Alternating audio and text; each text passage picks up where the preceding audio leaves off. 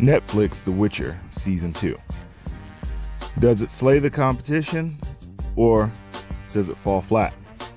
Is it better than Season 1, or is this just diminishing returns and a letdown? Let's get into it. So The Witcher Season 2 picks up basically where The Witcher Season 1 left off. You have Geralt and Siri traveling together in order to venture to Kaer Morhen. You have Yennefer and Jaskier in their respective roles in different places. Yennefer is presumed dead after the large battle at the end of Season 1, and Jaskier is, doing his bard thing. So this season is very interesting in the idea that a lot of the characters from the game and the books are introduced and really kind of fleshed out in a way that I really enjoyed. In particular, Vesemir.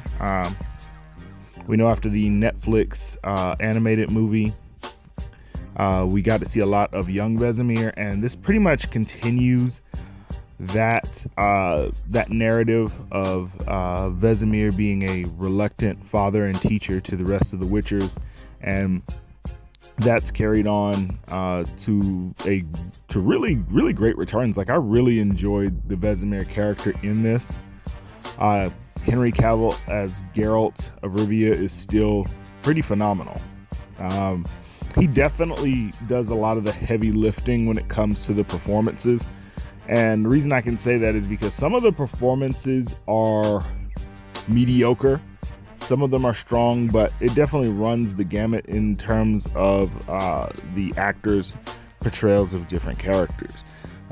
In particular, the actress that plays Triss Merigold, sometimes she's a little unbelievable as Triss Merigold, especially if you're familiar with her in the books and the games. Also, we have the actress playing Yennefer.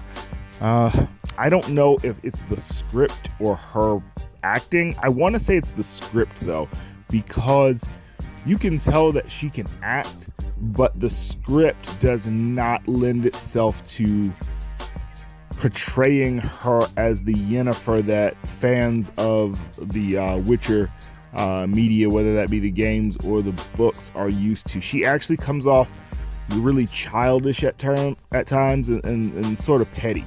Other than that, the actress that played Siri actually really surprised me. I thought that she was really going to get on my nerves, like as far as child actors go, because, but then I realized that she's a bit older than what she's portrayed in the series. So that definitely helps because, child actors can be either really good, like in the case of Stranger Things, or they can be really, really annoying. So, she really stepped up, and I actually appreciated her performance. Now, the actor that plays Jaskier is great. Like, he offers so much levity to the situations, and he's genuinely funny. And not only that, he can really sing. Like, his vocal skill is insane.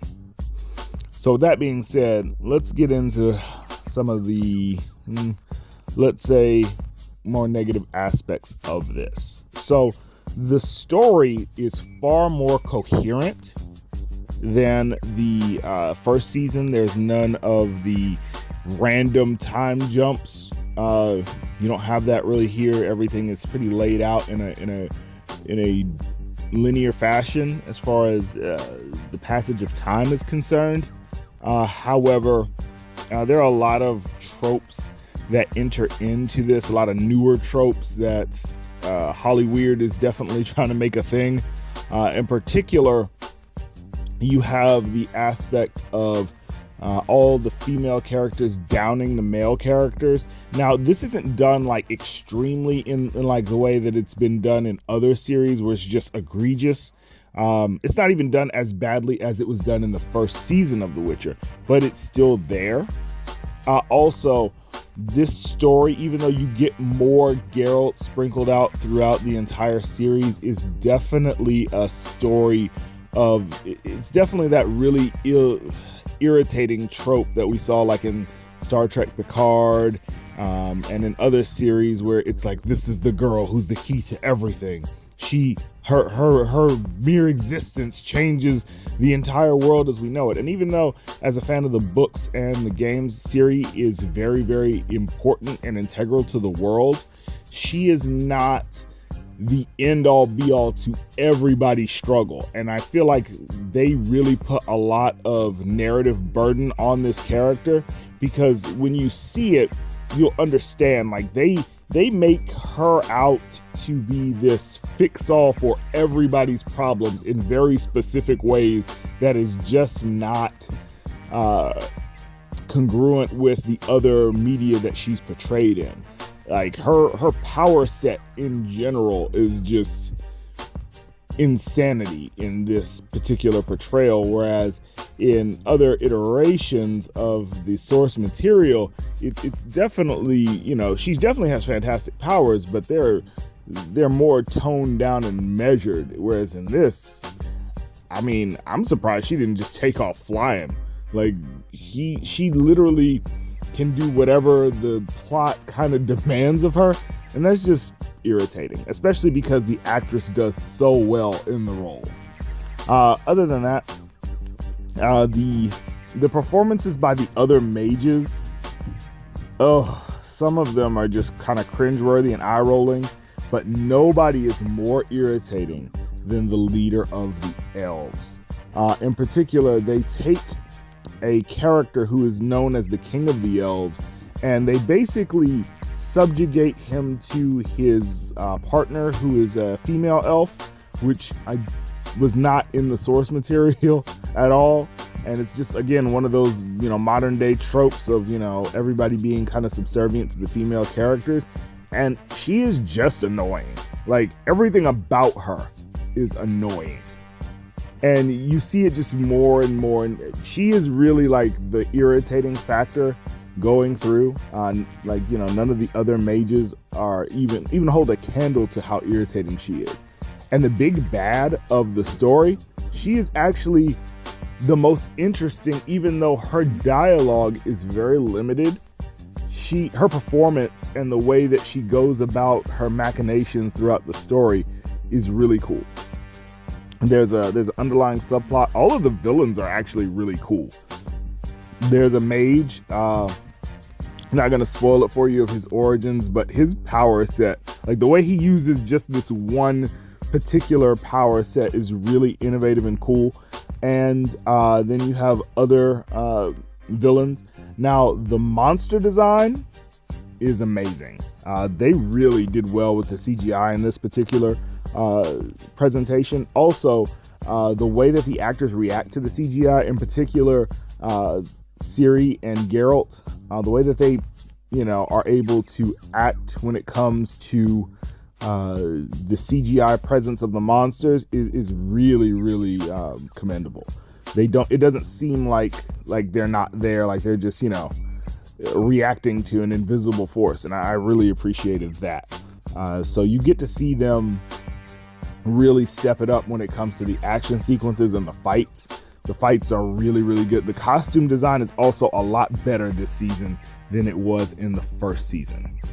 Now, the plot, like I say, it does its best as far as not leaving any real plot holes. It definitely tries to keep the story tight so that there aren't any huge, just gaping holes in the plot, and I like that. Also, a lot of characters, if you're a fan of the books and a fan of the games, are introduced in a way that is just really cool.